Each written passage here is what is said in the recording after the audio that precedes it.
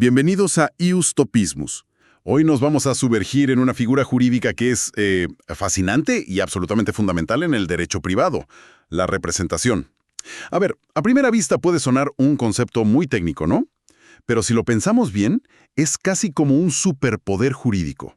O sea, ¿cómo es posible que alguien, digamos, desde Santiago, pueda celebrar un contrato que tiene efecto inmediato en Tokio sin moverse de su silla?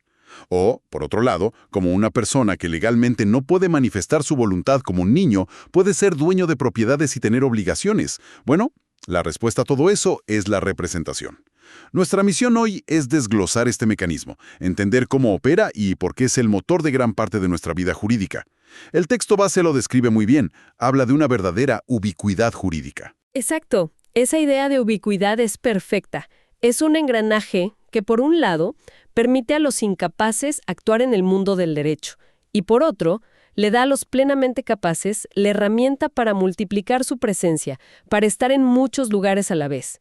Y para entenderlo bien, creo que vale la pena hacer un viaje, desde el mundo antiguo, que lo veía como algo imposible, hasta las teorías modernas que intentan explicar esta especie de magia jurídica. Me parece un excelente punto de partida. Porque para entender la genialidad de la solución, primero hay que entender la magnitud del problema original. Y esto no fue siempre tan simple como hoy. El derecho romano, con toda su complejidad y sofisticación, tenía una barrera mental con este tema, ¿cierto? Totalmente. Para un jurista romano, la idea de que un acto entre A y B pudiera crear derechos y obligaciones para un tercero, C, que no estaba ahí, era simplemente inconcebible. Su concepto de la obligación era profundamente personal, casi físico. Era un lazo que se creaba entre quienes manifestaban su voluntad cara a cara. Entonces, si yo le pedía a un amigo en la antigua Roma que me comprara una casa, ¿qué pasaba en la práctica? Bueno, tu amigo iba y compraba la casa, pero la compraba para sí mismo. Legalmente, en ese primer momento, tu amigo era el dueño. Ah, entiendo. Luego, en un segundo acto jurídico completamente distinto, él tenía que traspasarte esa casa a ti. Era un sistema de doble transferencia. Suena increíblemente ineficiente. Y arriesgado. Lo era.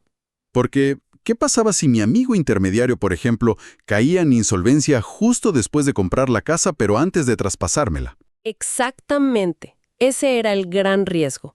Los acreedores de tu amigo podían ir contra esa casa, porque legalmente era parte de su patrimonio. O, simplemente, tu amigo podía actuar de mala fe y negarse a hacer el traspaso. Claro. Y yo no tenía acción directa contra el vendedor original. Ninguna. Era un sistema indirecto lleno de peligros. ¿Y cuándo ocurre el gran cambio? ¿Cuándo pasamos de este sistema de dos pasos a uno directo como el de hoy? El cambio fundamental viene mucho después, con los canonistas, y luego se consolida en el antiguo derecho francés.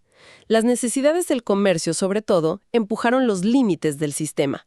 Ahí, de a poco, se empezó a aceptar la idea de que la voluntad del intermediario podía, de alguna forma, puentearlo y conectar directamente al tercero con el interesado final. Y los efectos se radican de inmediato en el patrimonio del representado. Justamente.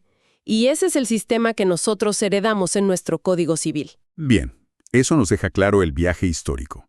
Pero ahora entremos en el debate de fondo, el que ha tenido a los juristas pensando por siglos. ¿Cómo se explica esto conceptualmente? El material nos presenta varias teorías. Así es. Y es interesante ver cómo intentaron resolver el acertijo. La primera es la teoría de la ficción, de Pottier. Es la más intuitiva, yo creo. Postula que, a través de una ficción legal, se considera que el representado es quien realmente manifiesta su voluntad, solo que lo hace, digamos, a través de la boca del representante. Suena lógico, como si el representante fuera una especie de avatar. Pero me imagino que esta idea tiene problemas. Tiene un problema gigante, y es la representación legal. Pensemos en un infante, o una persona declarada demente. No tienen voluntad jurídica para manifestar. Exacto. Entonces, ¿qué voluntad están manifestando a través de su representante? Ninguna. La ficción se cae porque no hay una voluntad real que ficcionar. Entiendo. No funciona para los casos más importantes. ¿Qué vino después? El texto menciona la teoría del nuncio o mensajero. Esta de Bonsavigny intenta arreglar el problema. Dice que el representante no es un avatar, sino un simple mensajero, un portavoz que transmite una voluntad que ya está completamente formada por el representado. Eso parece un poco más sólido. Si le doy a mi abogado instrucciones súper específicas, uno podría decir que es mi mensajero.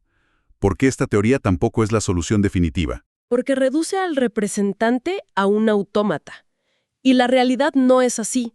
El representante negocia, asiente, su voluntad participa activamente en el acto. Y, de nuevo, falla con los incapaces. Ellos no pueden enviar ningún mensaje. Tampoco explica los mandatos generales, donde no hay instrucciones precisas que transmitir. Claro, no es un robot que recita un guión. Su juicio está involucrado. Ok, 2 teorías fuera.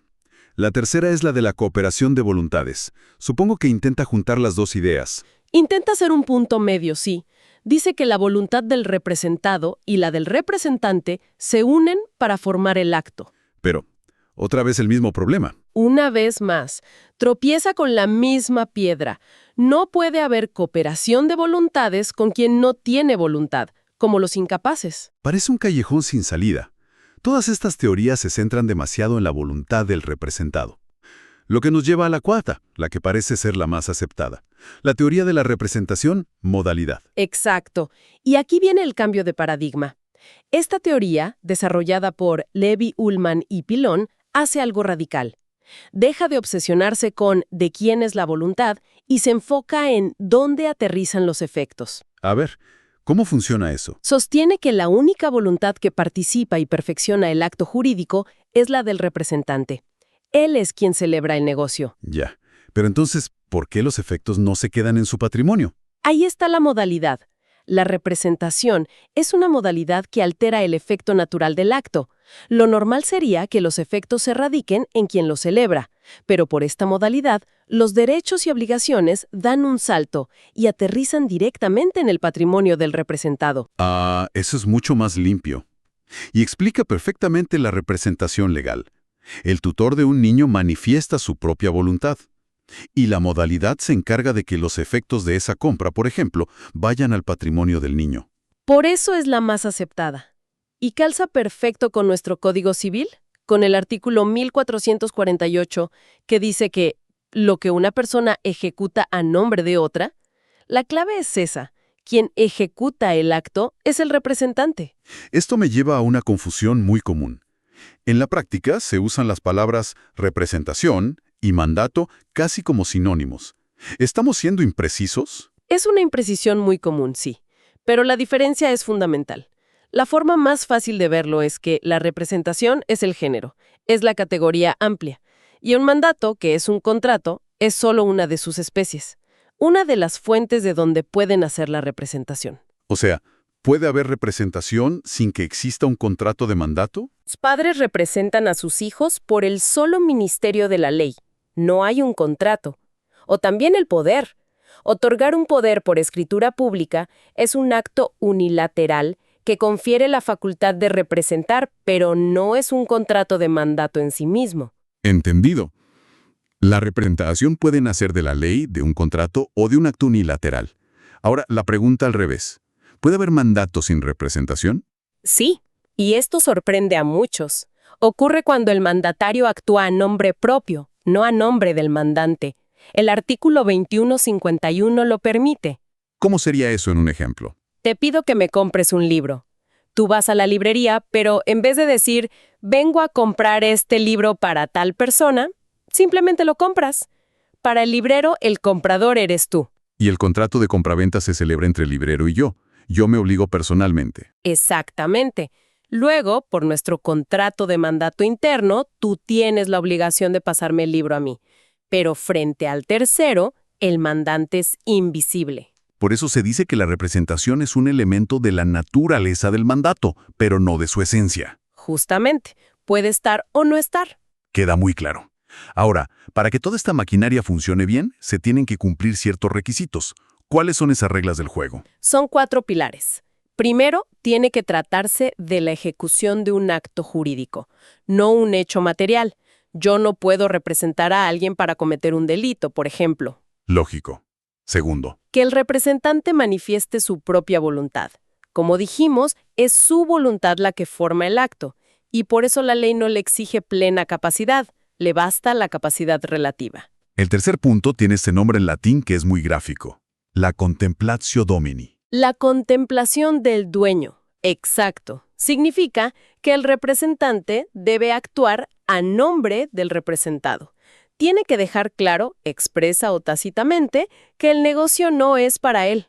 O sea, es como decir, no estoy actuando para mí, estoy actuando para otro. Esa es la idea. Es la clave para que se produzca el efecto representativo.